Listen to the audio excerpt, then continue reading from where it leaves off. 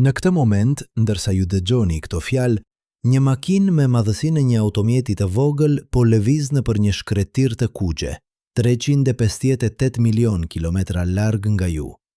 Emri i saj është Perseverance. Dhe në janar të vitit 2026, ajo fotografoi diçka që shkencëtarët nuk e prisnin. Diçka që i bën ata të rishikojnë çdo gjë që mendonim se dinim për historinë e jetës në sistemin ton diellor. Në krateri G0 të Marsit, në një vend ku dikur rrjedhnin ujëra të thella sa oqeane, Perseverance zbuloi një formacion shkëmbor që nuk duhet të ekzistojë. Jo për shkak se është i pazakontë, por për shkak se duket shumë i njohur. Imagjinoni një mur, jo një shkëmb të thyer rastësisht nga era, por një strukturë me bloqe simetrike, me kënde që afrohen në 90 gradë, me rregullsi që natyra zakonisht nuk e krijon. Ekipi i NASA-s e pa këtë imazh në ekranet e tyre në orën 8:35 të mëngjesit, ora e Pasadenës, Kaliforni. Dhoma u bë e heshtur, sepse çdo shkencëtar në atë dhomë e dinte se çfarë do të thoshte ky imazh nëse do të ishte fotografuar në tokë. Do të thoshte qytetërim, do të thoshte arkitekturë, do të thoshte inteligjencë. Por kjo nuk është toka. Kjo është Marsi, një planet që ne e kemi konsideruar të vdekur për miliarda vjet, një shkretir e ftohtë ku temperatura bie në -90 gradë Celsius, ku atmosfera është aq e hollë sa 1/100 e asaj të tokës, ku rrezatimi kozmik godet sipërfaqen pa mbrojtje. Një vend ku jeta, siç e njohim ne, nuk mund të ekzistojë. Por çfarë nëse ne po bëjmë pyetjen e gabuar?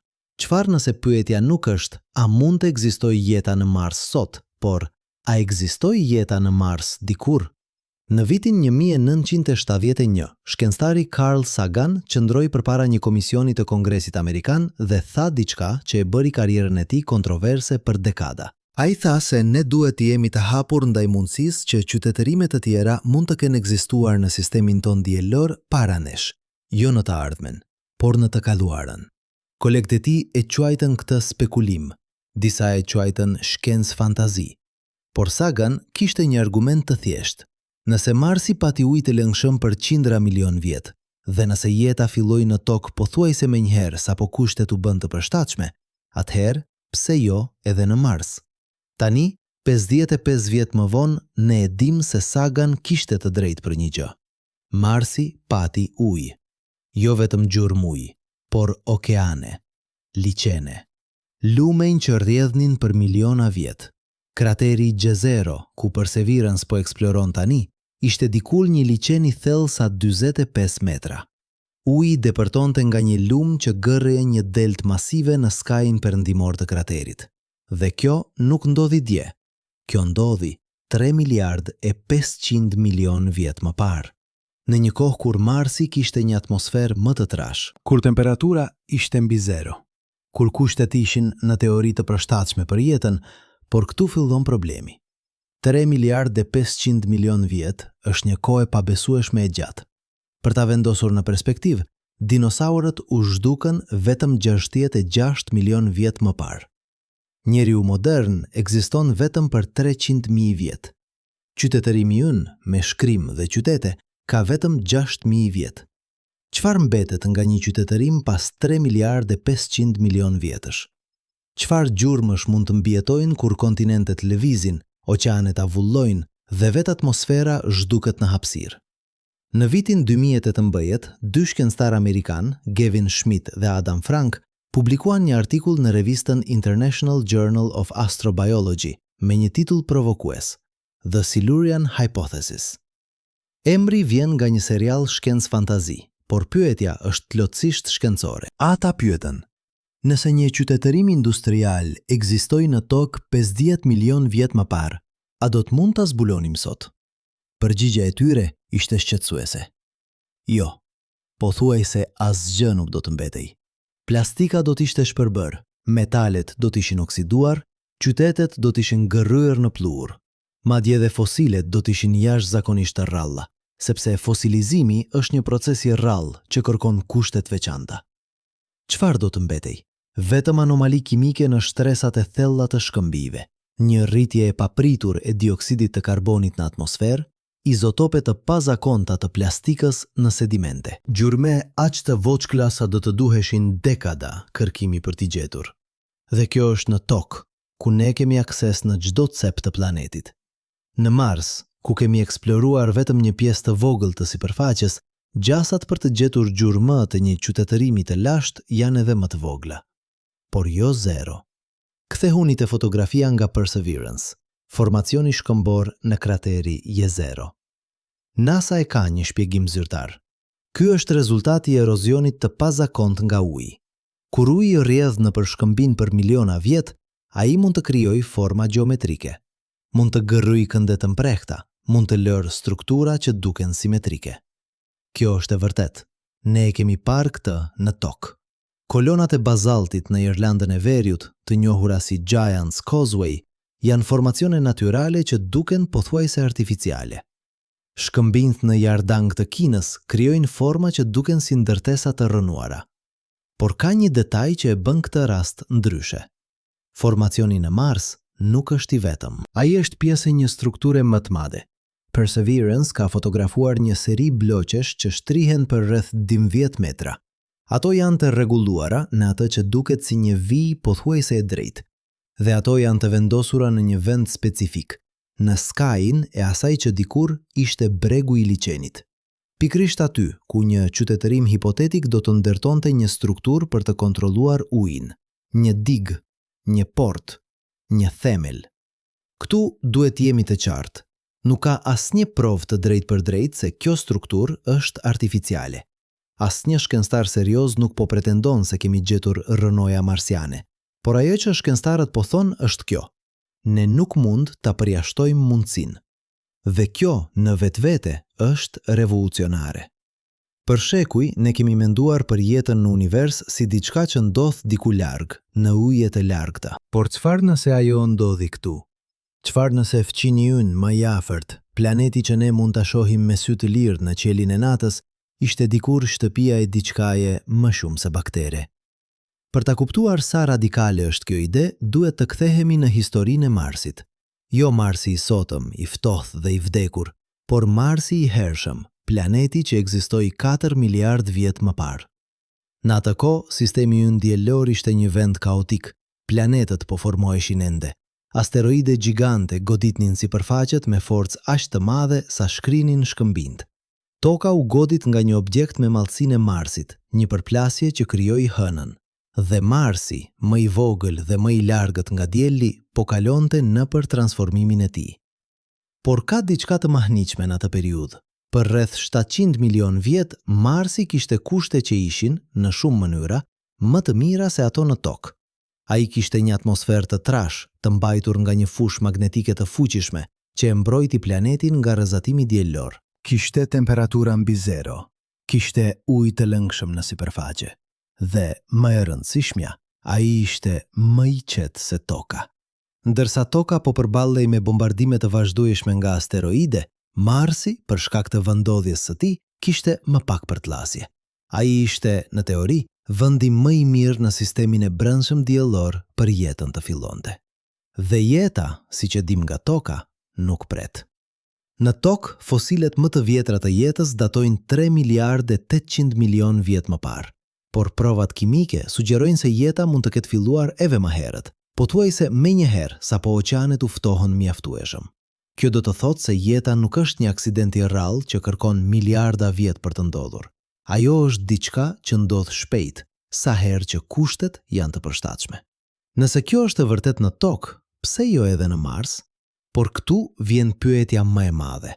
Nëse jeta filloi në Mars, sa larg shkoi ajo? A mbeti në nivelin e baktereve?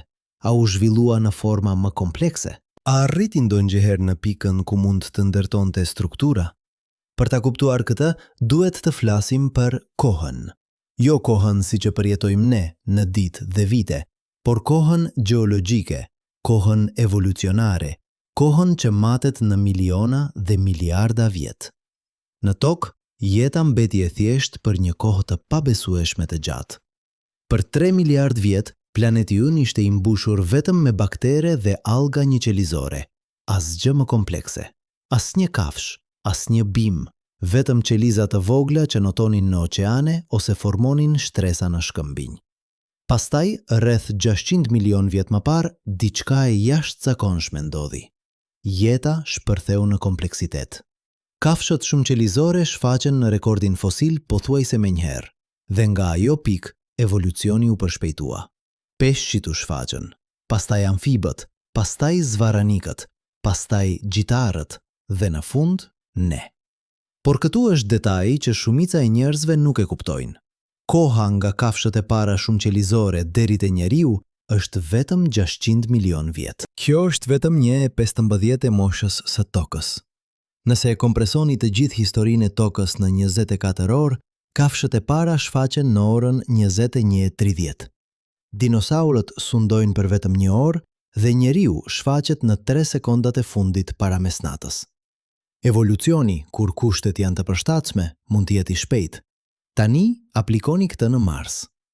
Marsi kishte ujë të lëngshëm për të paktën 700 milion vjet, ndoshta edhe më gjatë. Kjo është më shumë kohë se sa i duhej Tokës për të kaluar nga bakteret te kafshët komplekse.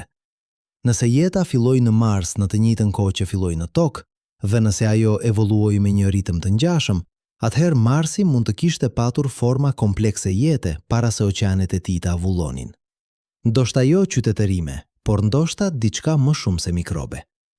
Problemi është se ne nuk e dim, dhe arsyeja pse nuk e dim është se ne kemi eksploruar vetëm një pjesë të vogël të Marsit. Perseverance është roveri i 5 që NASA ka dërguar në Mars. Para saj ishin Sojourner, Spirit, Opportunity dhe Curiosity. Së bashku, këta rover kanë udhëtuar gjithsej më pak se 100 kilometra në sipërfaqen e Marsit. Për ta vendosur këtë në perspektivë, Marsi ka një sipërfaqe prej 148 milion kilometra katror.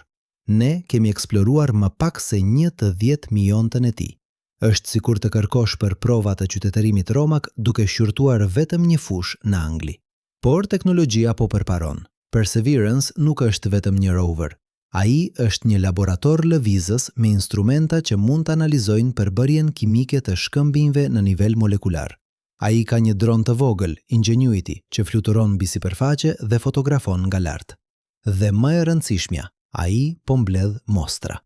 Mostra që, nëse gjithçka shkon sipas planit, do të kthehen në Tokë në fillim të viteve 1930. Për herë të parë në histori, ne do të kemi copëza të Marsit që mund t'i studiojmë në laboratorët tanë më të avancuar. Çfarë mund të gjejmë në ato mostra? Ndoshta asgjë. Ndoshta vetëm shkëmbinj të thjeshtë, të formuar nga procese gjeologjike. Por ndoshta diçka më shumë.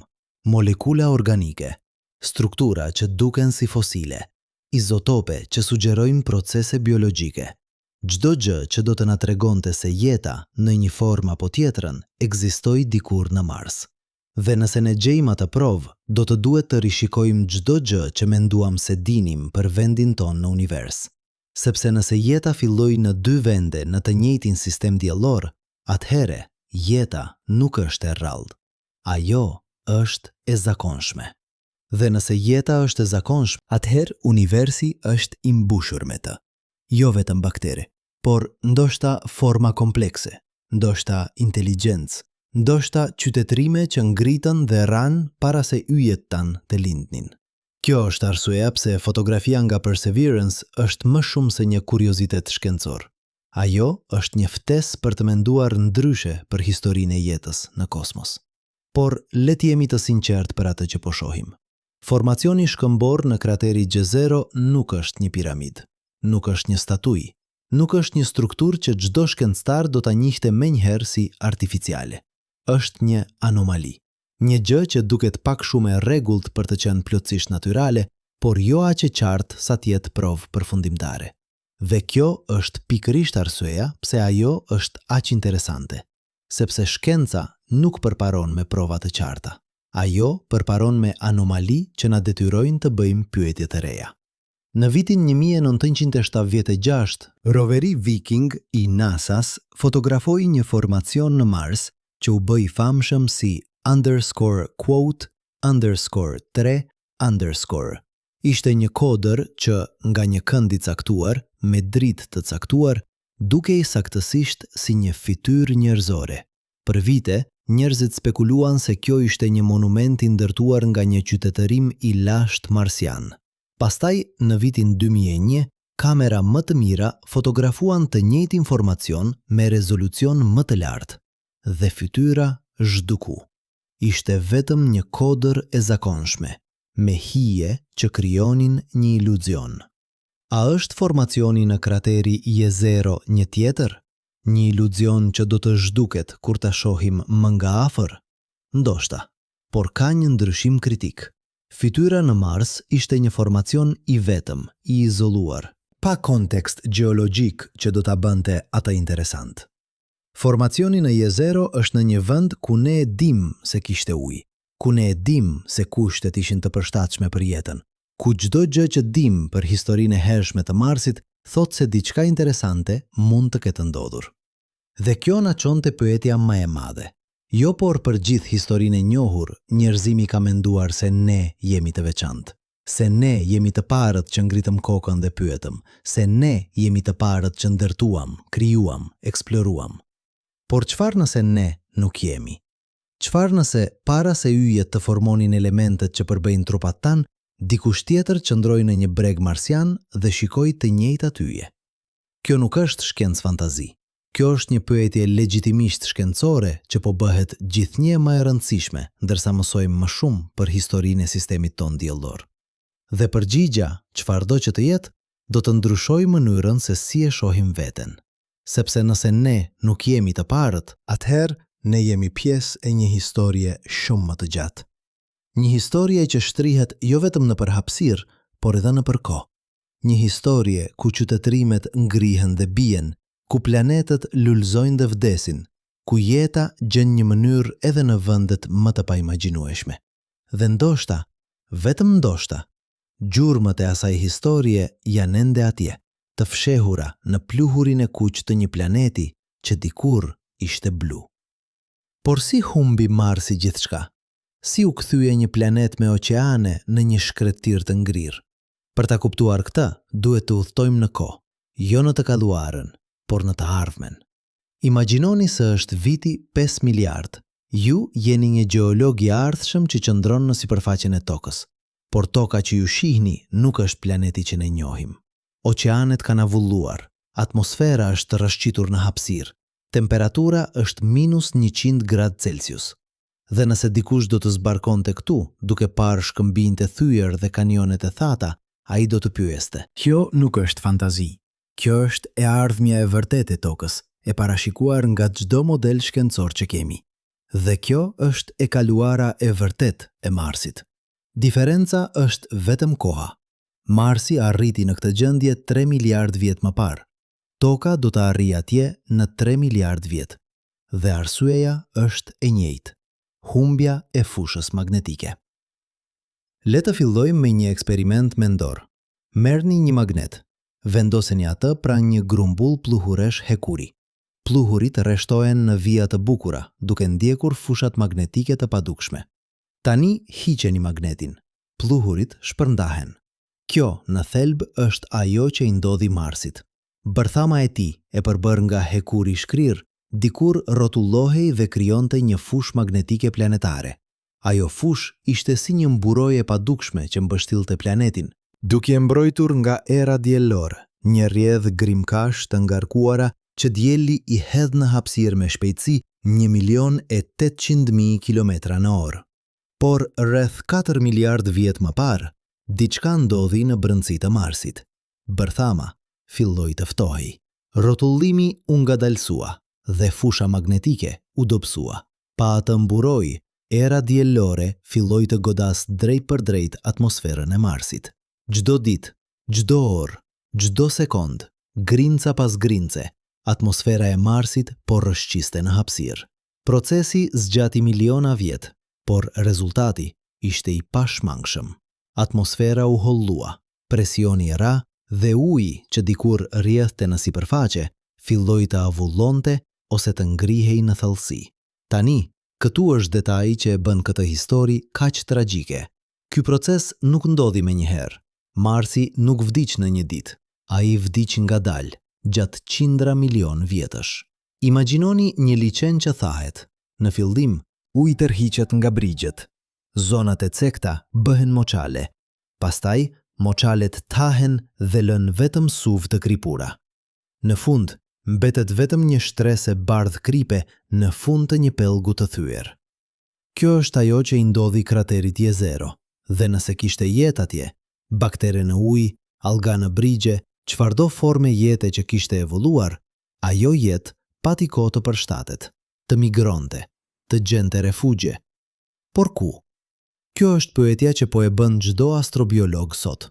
Nëse jeta ekzistoi në Mars, ku shkoi ajo kur sipërfaqja u bë e pabanuar? Përgjigjja më e mundshme është nën tokë. Në tokë, ne kemi zbuluar ekosisteme të tëra që jetojnë kilometra nën sipërfaqe, në shpela të errta ku asnjë dritë dielore nuk depërton kurrë. Baktere që hanë shkëmbinj, mikrobe që marrin energji nga reaksionet kimike në ujërat nëntoksore, forma jete që nuk kanë nevojë për diel, për atmosferë, për asgjë që ne e konsiderojmë të nevojshme për jetën. Në vitin 2024, një ekip shkencëtarësh nga Universiteti i Edinburgut publikoi një studim që analizoi të dhënat nga misioni InSight i NASA-s, një sond që mati tërmetet në Mars për 4 vjet. Ata zbuluan se Marsi ka një sistem masiv ujërash nëntoksore të fshehura në shkëmbinj poroz 10 deri në 20 kilometra nën sipërfaqe. Vëllimi i këtij uji është mjaft i madh për të mbuluar të gjithë sipërfaqen e Marsit me një oqean të thellë 1 deri në 2 kilometra. Dhe ky ujë, i mbrojtur nga rrezatimi dhe i ngrohur nga nxehtësia gjeotermale, mund të jetë ende i lëngshëm. Nëse kjo është e vërtet, atëherë Marsi nuk është i vdekur. Ai është thjesht i fshehur.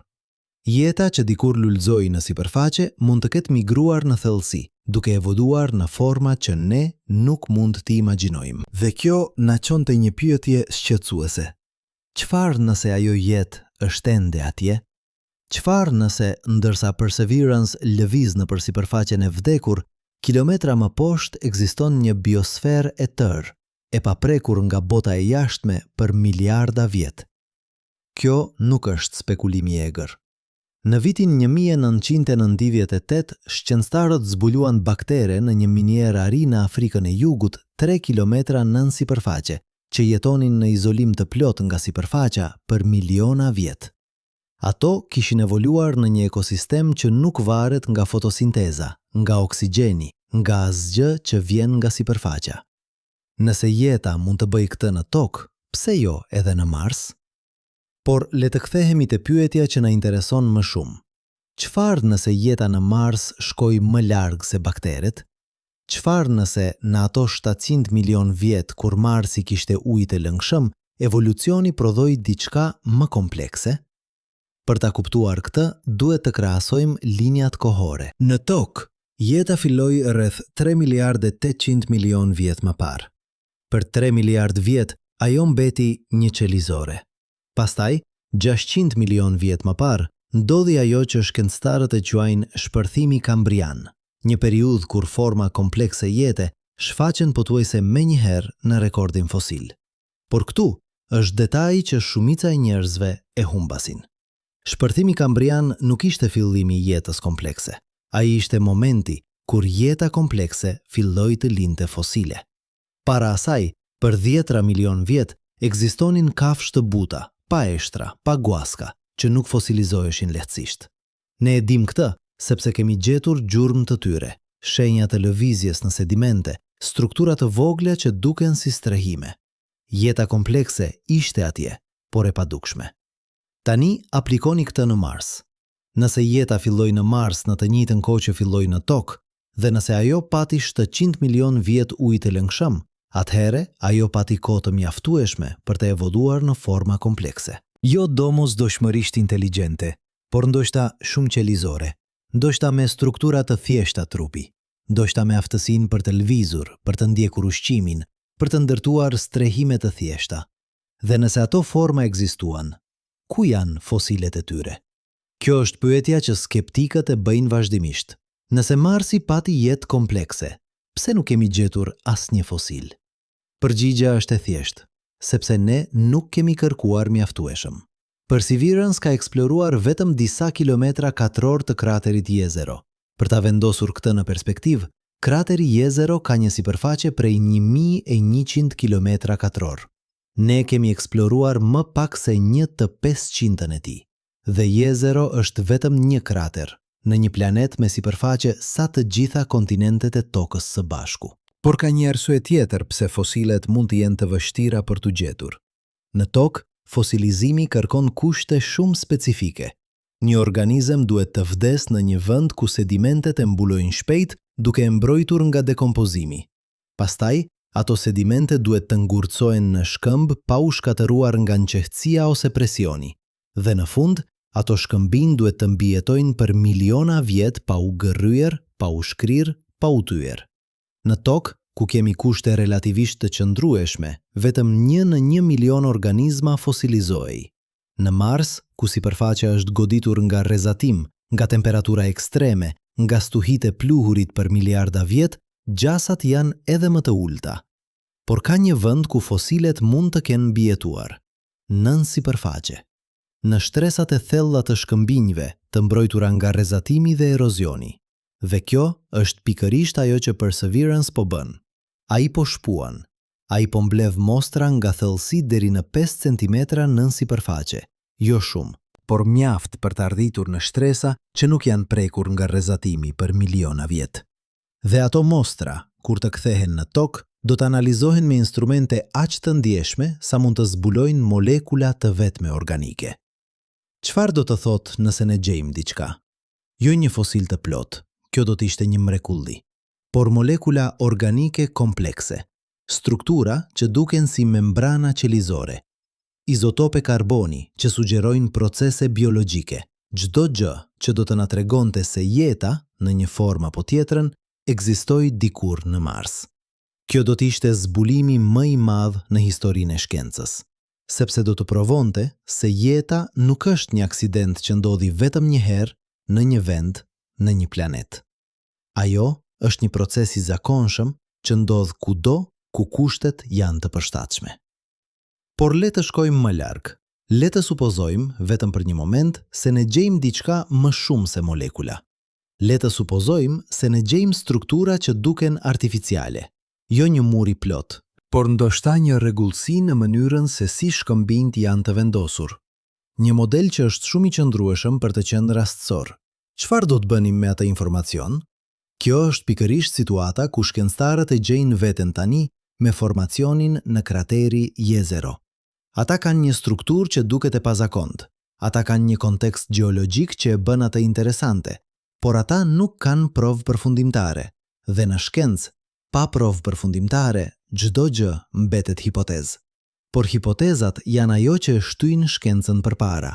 Ato janë pyetjet që na detyrojnë të kërkojmë më thellë, të eksplorojmë më shumë, të mendojmë më gjerë. Në vitin 1960, astronomi Frank Drake propozoi një ekuacion të famshëm që përpiqej të llogariste numrin e qytetërimeve inteligjente në galaksin tonë. Ekuacioni merr parasysh faktorë si numri i yjeve, numri i planetëve, probabiliteti i jetës, probabiliteti i inteligjencës. Por ka një faktor që Drake nuk e konsideroi plotësisht, koha. Jo vetëm sa kohë zgjat një qytetërim, por kur ekziston ai. Sepse nëse qytetërimet ngrihen dhe bien gjatë miliarda vjetësh, gjasat që dy prej tyre të ekzistojnë në të njëjtën kohë janë jashtëzakonisht të vogla.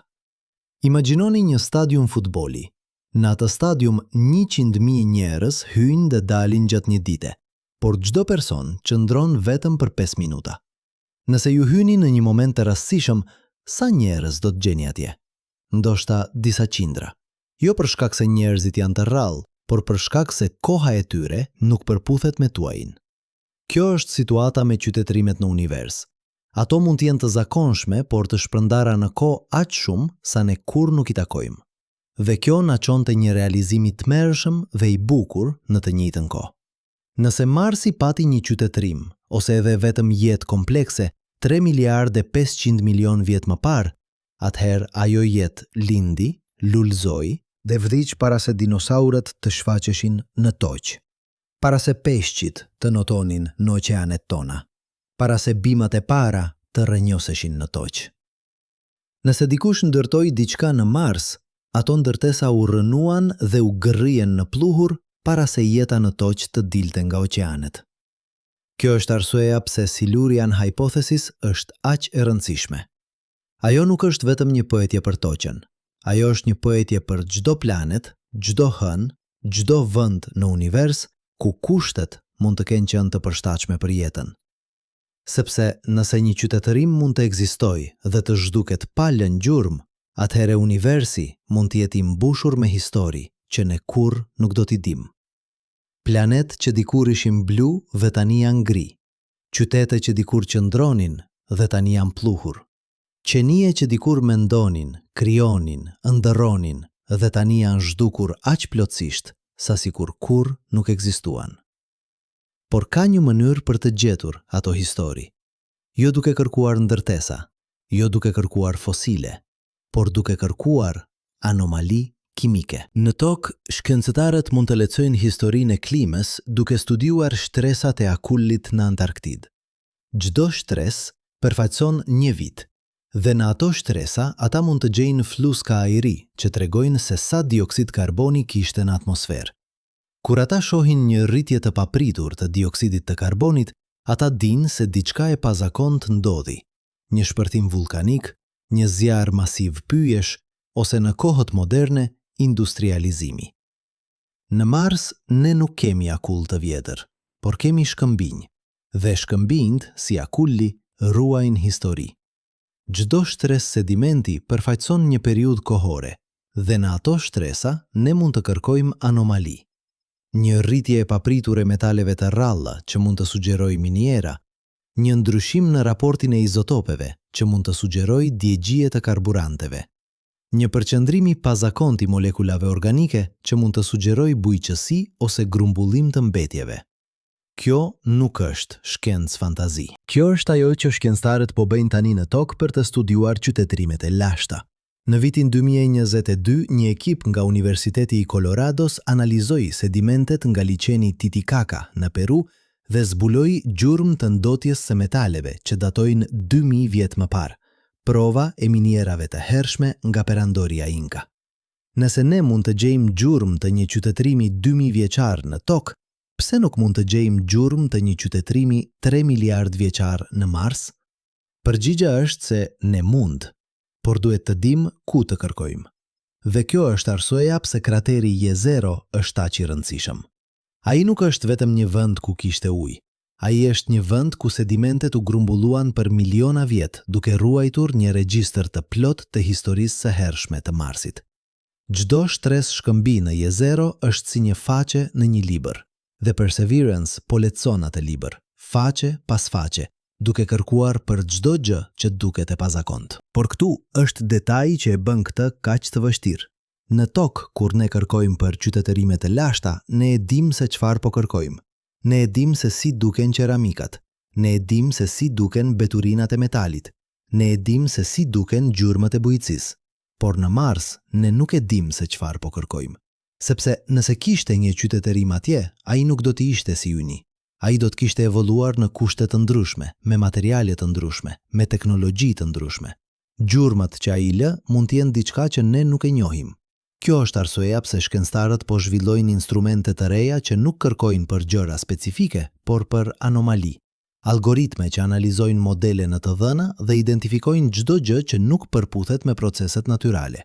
Në vitin 1995, një ekip nga Instituti i Kërkimit për Inteligjencë Jashtëtoksore përdori këtë qasje për të analizuar sinjalet radio nga hapësira. Ata nuk po kërkonin për një mesazh specifik. Ata po kërkonin për çdo gjë që ishte shumë e rregullt për të qenë natyrale. Dhe kjo qasje, e njohur si SETI, ka kërkuar për dekada pa gjetur asgjë. Por fakti që nuk kemi gjetur asgjë nuk do të thotë se nuk ka asgjë për të gjetur. Do të thotë vetëm se ne nuk kemi kërkuar mjaftueshëm. Tani po e aplikojmë të njëjtën qasje në Mars. Perseverance ka një instrument të quajtur Sherlock, një spektrometër që mund të analizojë përbërjen kimike të shkëmbinjve në detaje mikroskopike. Ai nuk kërkon për fosile, ai kërkon për molekula organike, për minerale që formohen vetëm në pranitë e ujit, për çdo gjë që mund të sugjerojë procese biologjike. Dhe çdo gjë që ai gjen, Ai e regjistron në një bazë të dhënash që shkencëtarët mund ta studiojnë për vite. Por instrumentet kanë kufizimet e tyre. Ato mund të analizojnë vetëm atë që është në sipërfaqe ose pak nën të. Nëse ka diçka interesante më thellë, fosile në shtresat e thella, struktura të varrosura nën metra sedimenti, ne nuk mund t'i shohim ato me teknologjinë aktuale. Kjo është arsyeja pse misioni i ardhshëm i NASA-s, i planifikuar për vitet 1930, do të përfshi një shpues që mund të shpojë deri në 2 metra nën sipërfaqe. 2 metra nuk tingëllon shumë, por në Mars, ku sipërfaqja është goditur nga rrezatim për miliarda vjet, 2 metra është diferenca midis një shkëmbi të vdekur dhe një kapsule kohore. Dhe kjo na çon te pyetja më e madhe. Çfarë do të bëjmë nëse gjejmë diçka? Jo molekula organike, ne tashmë i kemi gjetur ato në Mars, por diçka më shumë. Një strukturë që nuk mund të shpjegohet nga proceset natyrale. Një model që është shumë i qëndrueshëm për të qenë rastësor. Një anomali që na detyron të pranojmë se dikush, diku, dikur ishte atje para nesh. Kjo nuk është një pyetje hipotetike. Kjo është një pyetje që shkencëtarët po e diskutojnë tani, në mbledhje të mbyllura, në artikuj akademik, në debate që nuk arrin kurrë në media. Sepse nëse ne gjejmë provë të një qytetërimi të lashtë marsian, kjo nuk do të jetë vetëm një zbulim shkencor. Do të jetë një krizë eksistenciale. Do të na detyrojë të rishikojmë çdo gjë që menduam se dinim për vendin tonë në univers. Do të na bëjë të pyesim, nëse ata zhduken, çfarë garanton se ne nuk do të bëjmë të njëjtën gjë? Sepse kjo është mësimi i vërtet i Marsit.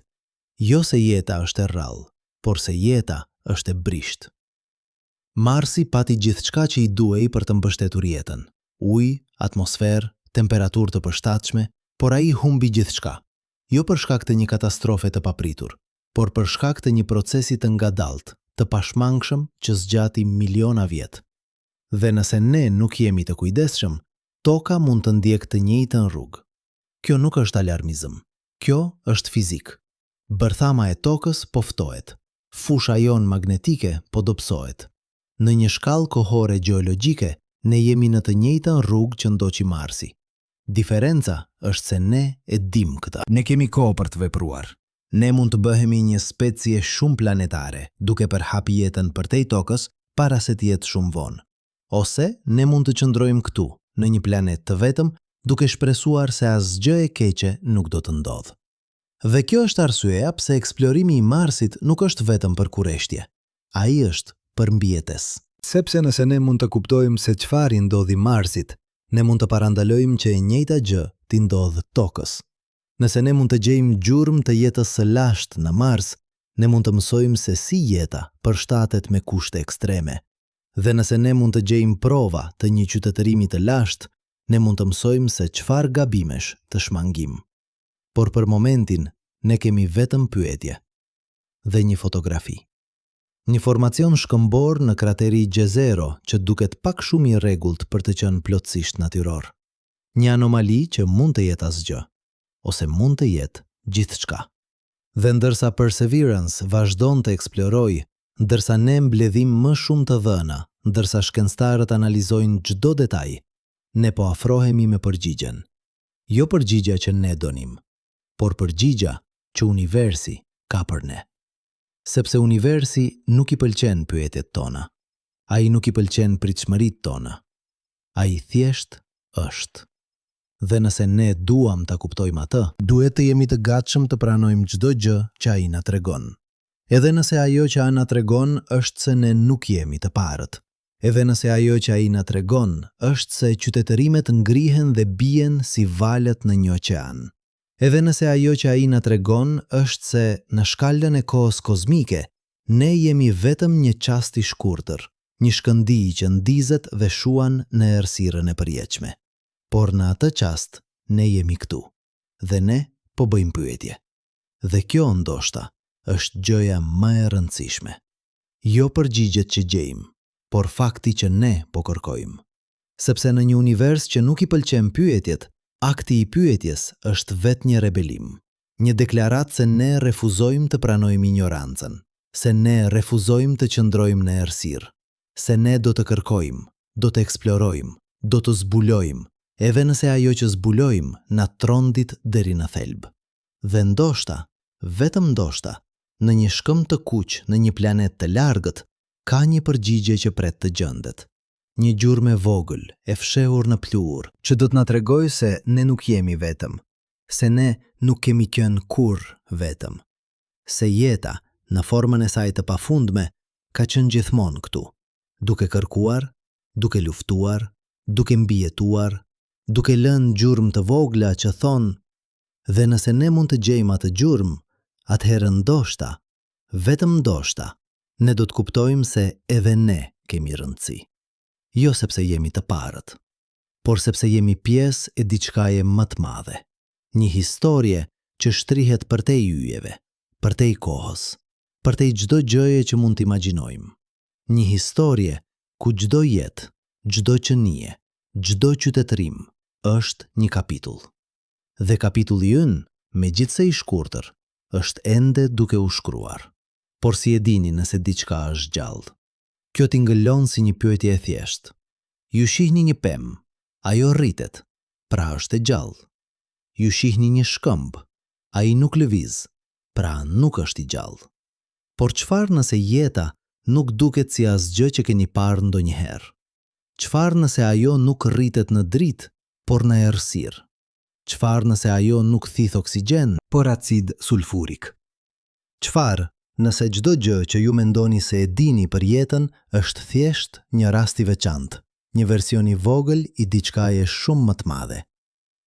Në vitin 1977, një nëndece e vogël zbriti 2500 metra nën sipërfaqen e oqeanit paqësor afër ishujve Galapagos. Ekuipazi po kërkonte për diçka të quajtur, të cara në dyshemen e oqeanit ku uji i ngjehtë shpërthen nga brendësia e tokës. Ata prisnin të gjenin shkëmbin të vdekur. Në vend të kësaj, ata gjetën një kopësht, jo me lule dhe pemë, por me krimba gjigant të kuq, gocë të bardhë dhe baktere që formonin tufëza të trasha rreth të qarave. Jeta jo vetëm e mbijetuar, por e lulëzuar në një vend ku nuk kishte dritë diellore, ku temperatura arrinte në 40 gradë Celsius, ku uji ishte i mbushur me kimikate toksike, ky zbulim e ndryshoi gjithçka. Për herë të parë, shkencëtarët kuptuan se jeta nuk varet nga dielli. Ajo mund të marrë energji nga vetë planeti, nga reaksionet kimike midis ujit të nxehtë dhe shkëmbinjve. Kjo formë jete, e quajtur _quote_22, nuk ka nevojë për fotosintezë, nuk ka nevojë për atmosferë, nuk ka nevojë për asgjë që ne e konsiderojmë thelbësore. Dhe nëse jeta mund të ekzistojë në thellësitë e errta të oqeaneve tona, atëherë ajo mund të ekzistojë kudo ku ka ujë të lëngshëm dhe energji kimike, përfshirë nën sipërfaqen e Marsit. Por këtu është problemi. Si e gjeni jetën që nuk duket si jeta? Në tokë ne mund të shkojmë në një ohaqe hidrotermale dhe të shohim krimbat. Ne mund të mbledhim mostra dhe t'i studiojmë në laborator. Por në Mars, ne nuk mund të bëjmë këtë.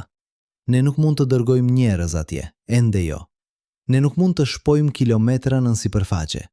Gjithçka që mund të bëjmë është të kërkojmë për gjurmë indirekte, për biosinjale, shenja kimike që sugjerojnë procese biologjike. Në vitin 1976, NASA dërgoi 2 sonda në Mars, Viking 1 dhe Viking 2, secila kishte një eksperiment të quajtur Labeled Release, një test i dizajnuar për të zbuluar jetën mikroskopike. Ideja ishte e thjeshtë. Merrni një mostër toke nga Marsi, shtoni ujë dhe lëndë ushqyese të shnuara me karbon radioaktiv, nëse ka mikrobe në tokë, ato do të hanë lëndët ushqyese dhe do të lëshojnë gaz që përmban karbon radioaktiv. Pastaj, matni gazin. Nëse ka rritje, ka jetë. Kur eksperimenti u krye, diçka e çuditshme ndodhi. Gazi u lëshua. Saktësisht siç do të ndodhte nëse kishte mikrobe. Shkencëtari që e dizajnoi eksperimentin, Gilbert Levin, ishte i bindur se kishin gjetur jetë në Mars, por NASA nuk ishte e bindur. Sepse një eksperiment tjetër në të njëjtën sond, i dizajnuar për të zbuluar molekula organike, nuk gjeti asgjë. Si mund të kishte mikrobe pa molekula organike? Shpjegjimi zyrtar ishte se toka marsiane përmban kimikate oksidues të fuqishme, që imitojnë proceset biologjike. Eksperimenti kishte dhënë një rezultat pozitiv të rrem, por Gilbert Levin nuk e pranoi kurrë këtë shpjegim. Deri në vdekjen e tij në vitin 2021, ai insistoi se Viking kishte gjetur jetë. Dhe tani, 50 vjet më vonë, disa shkencëtar po fillojnë ta marrin seriozisht. Sepse ne e dim tani se Marsi ka ujë nëntoksor. Ne e dim se ai ka kimikate që mund të mbështesin jetën. Dhe ne e dim se jeta në tokë mund të mbijetojë në kushte që dikur mendonim se ishin të pamundura. Çfarë nëse Viking vërtet gjeti diçka, por ne nuk ishim gati ta pranim? Kjo është një nga pyetjet më kontroverse në shkencë, jo sepse nuk kemi të dhëna, por sepse të dhënat janë të paqarta. Dhe kur të dhënat janë të paqarta, shkencëtarët zgjedhin shpjegimin më konservativ. Në rastin e Viking, shpjegimi konservativ ishte se nuk kishte jetë. Por çfarë nëse shpjegimi konservativ është i gabuar? Çfarë nëse, duke qenë shumë skeptik, ne po humbasim diçka të rëndësishme? Le të bëjmë një eksperiment mendor. Imagjinoni se ju jeni një shkencëtar alien që studion tokën nga orbita. Ju nuk mund të zbrisni në sipërfaqe, ju mund vetëm të analizoni atmosferën. Ju zbuloni se atmosfera përmban 21% oksigjen. Kjo është e çuditshme, sepse oksigjeni është një gaz shumë reaktiv. Ai duhet të kombinohet me elemente të tjera dhe të zhduket nga atmosfera. Fakti që ai është ende atje do të thotë se diçka po e prodhon vazhdimisht. Në tokë, ajo diçka është jeta, bimët dhe alga që kryejnë fotosintezë. Pa jetë, oksigjeni në atmosferën e tokës do të zhdukej në vetëm disa milion vjet. Tani aplikoni të njëjtën logjik në Mars. Perseverance ka një instrument të quajtur MOXIE që prodhon oksigjen nga dioksidi i karbonit në atmosferën marsiane. Ky është një eksperiment për të testuar teknologjinë për misionet e ardhshme njerëzore. Por ndërsa MOXIE po punonte, ai zbuloi diçka të pazakontë. Nivelet e oksigjenit në atmosferën e Marsit ndryshojnë me stinët. Në verë, oksigjeni rritet me 30%. Në dimër, ai bie përsëri. Kjo nuk duhet të ndodhë. Oksigjeni nuk duhet të ndryshojë me stinët në një planet pa jetë. Shpjegimi zyrtar është se kjo lidhet me procese kimike në sipërfaqe që ndikohen nga temperatura. Por disa shkencëtar kanë propozuar një shpjegim tjetër: mikrobe sezonale. Mikrobe që bëhen aktive në verë kur temperatura rritet dhe që prodhojnë oksigjen si produkt ansor të metabolizmit të tyre. Kjo nuk është provë, por është një anomali. Dhe anomalit janë ajo që na bëjnë të vazhdojmë të kërkojmë. Por le të supozojmë, vetëm për një moment, se ne gjejmë provë të qartë të jetës në Mars. Jo jetë e lashtë, por jetë që ekziston sot, nën sipërfaqe, në ujërat nëntoksore. Çfarë do të thotë kjo për pyetjen tonë më të madhe? A kishte Mars një qytetërim? Këtu duhet të jemi të sinqertë. Ekzistenca e mikrobe në Mars nuk provon se kishte qytetërime, por ajo provon se jeta mund të fillojë dhe të mbijetojë në kushte ekstreme. Dhe nëse jeta filloi në Mars në të njëjtën kohë që filloi në Tokë, atëherë ajo pati të njëjtën kohë për të evoluar. Pyetja nuk është nëse jeta mund të ekzistojë në Mars. Pyetja është sa larg shkoi ajo. Për ta kuptuar këtë, duhet të flasim për një koncept të quajtur dritarja e habitueshmërisë. Kjo është periudha kohore kur një planet ka kushte të përshtatshme për jetën.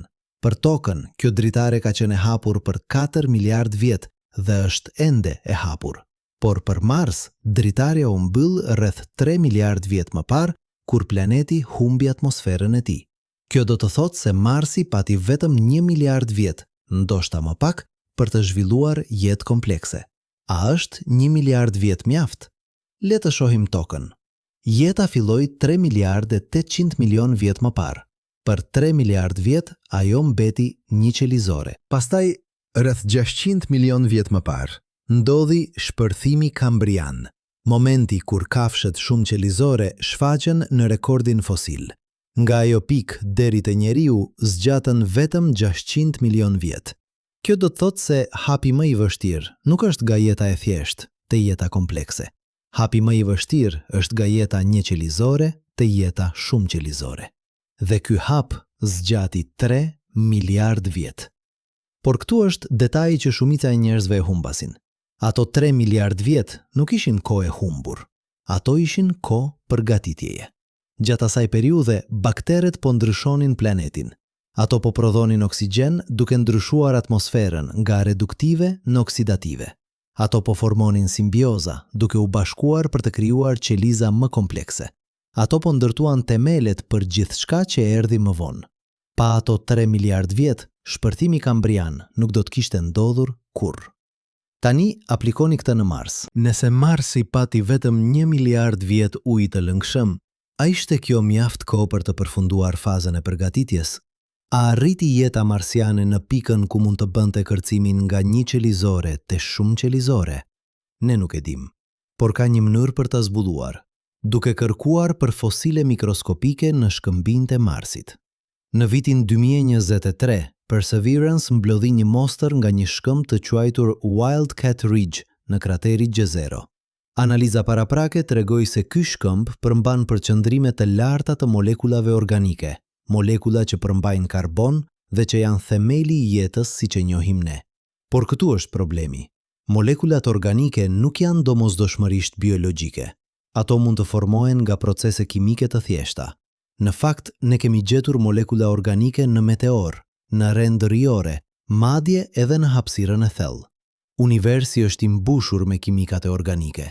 Pyetja nuk është nëse ka molekula organike në Mars. Pyetja është nëse ato molekula janë produkt i jetës.